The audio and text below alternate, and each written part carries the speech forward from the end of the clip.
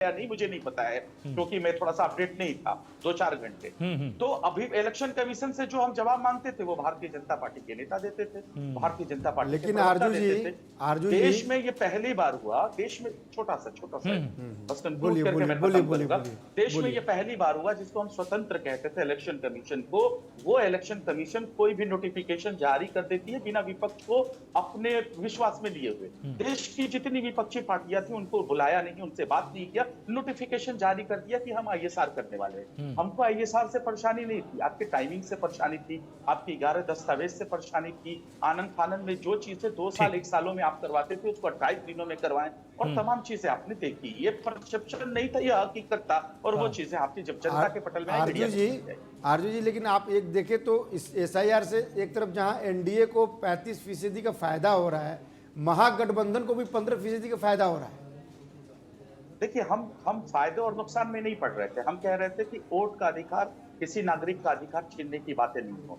जो बिहार में प्रचलित एक कहावत है कि छोट का अधिकार मतलब वोट का अधिकार, यानी छोट का अधिकार। आप गरीब वंचित शोषितों का अधिकार छीन रहे थे, उसको क्या पता था? आप मैं तो इसीलिए बोल रहा था ना, आप डेटा बताइए, कितने प्रतिशत भूमिहीन हैं, उनके पास कागजात ही नहीं है।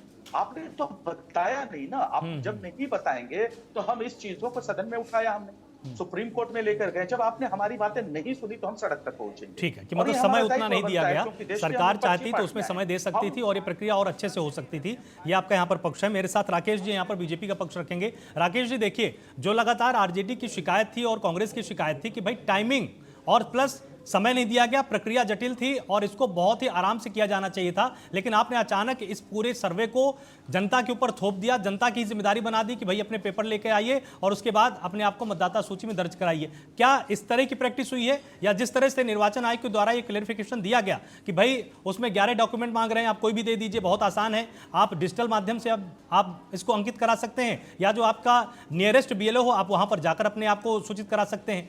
प्रक्रिया में आखिर कंफ्यूजन कहां है?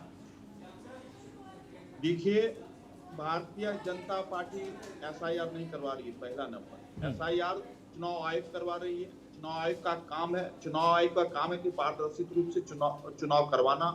और पहली बार इस समय की बात कर रहे हैं तो मैं कहना चाहता हूं कि पहली बार नहीं हुआ।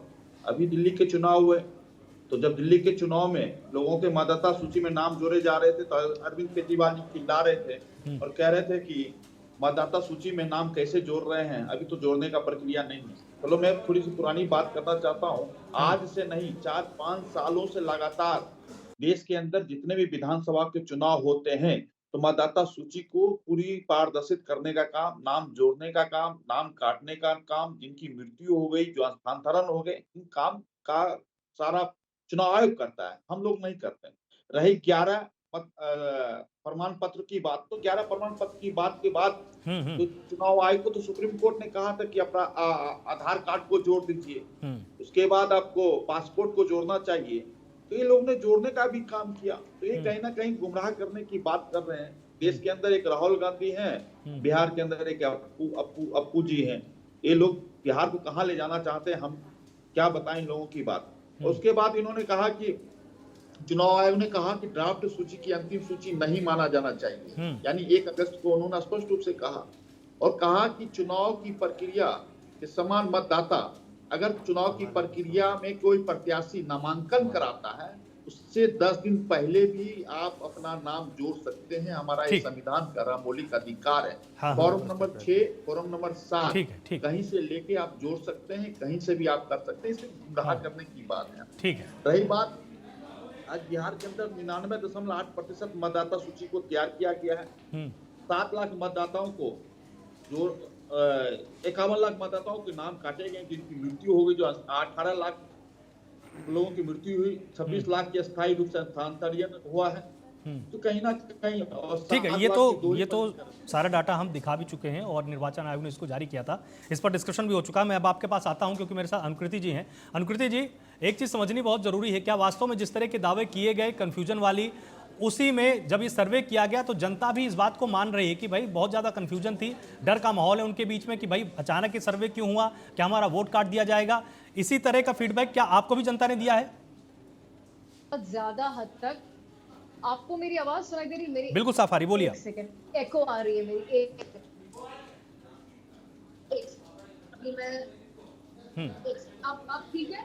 जी बिल्कुल साफ आ रही, बोलिए आप। ओके, तो देखिए क्या है कि सबसे ज्यादा असर जो आप बार बार ये सवाल कर रहे हैं ना कि किस पे पड़ेगा, किस पार्टी को पड़ेगा, वगैरह वगैरह, इस पे ना जाकर एक ज्यादा इम्पोर्टेंट सवाल ये है कि कौन वोटर है जिस पे असर पड़ रहा है।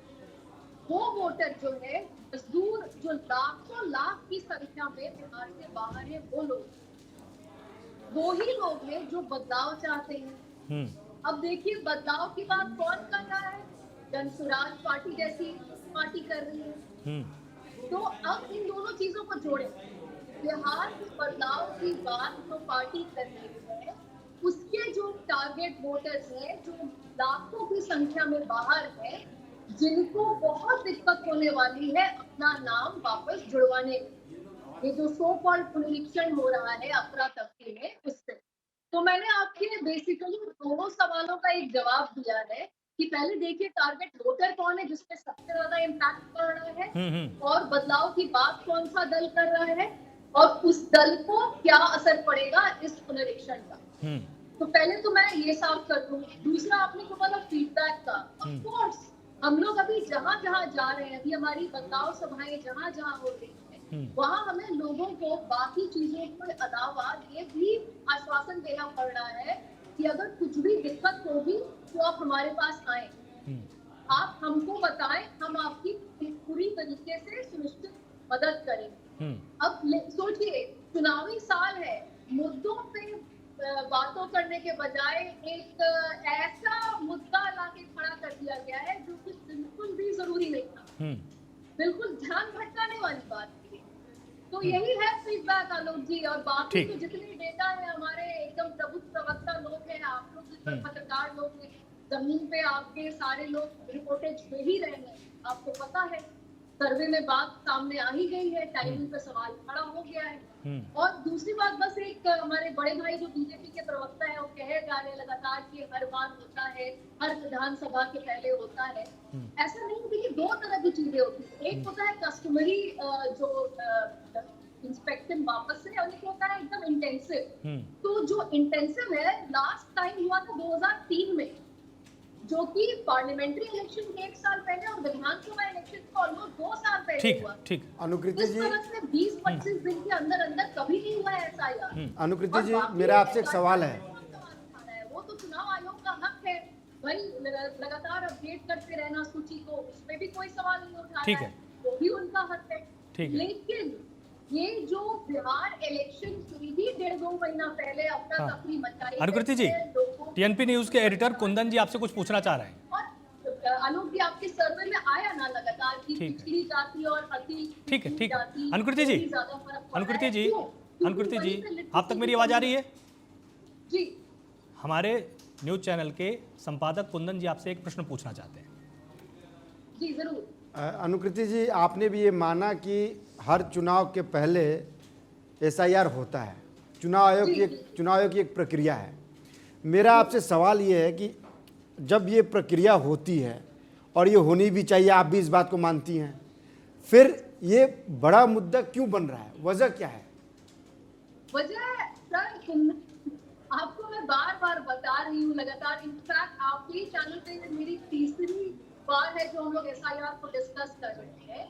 हम लोग चुनाव आयोग पे उंगली नहीं उठा रहे हैं भाई, संवैधानिक संस्था है, वो अपना काम कर रही है, लेकिन जो समय चुना गया है और जिस तरीके से समय क्या चुनाव के 6 या 3 महीने पहले ही तो होता है ये। जी सॉरी, चुनाव के 6 या 3 महीने पहले ही इसको प्रोसेस में लाया जाता है। सवाल समय का नहीं है, 6 महीने पहले, राइट? सवाल चुनाव के 6 महीने पहले। हाँ, सवाल मेरा वही है, 6 या 3 महीने दोनों है। 11 दस्तावेज जो अभी हम लोग को दिए गए हैं, क्या वो थे आज तक? नहीं। देखिए, 2 मुद्दे इसमें, या तो टाइमिंग पे बात हो या फिर दस्तावेज पे बात हो। ये तो सुप्रीम कोर्ट ने भी कह दिया कि आपका अधिकार नहीं है, आप सिटीजनशिप में कहाँ घुस रहे हैं, आप वोटर आईडी को वापस लाइए, आप आधार को वापस लाइए। ये हम नहीं कह रहे हैं, ये तो माननीय सुप्रीम कोर्ट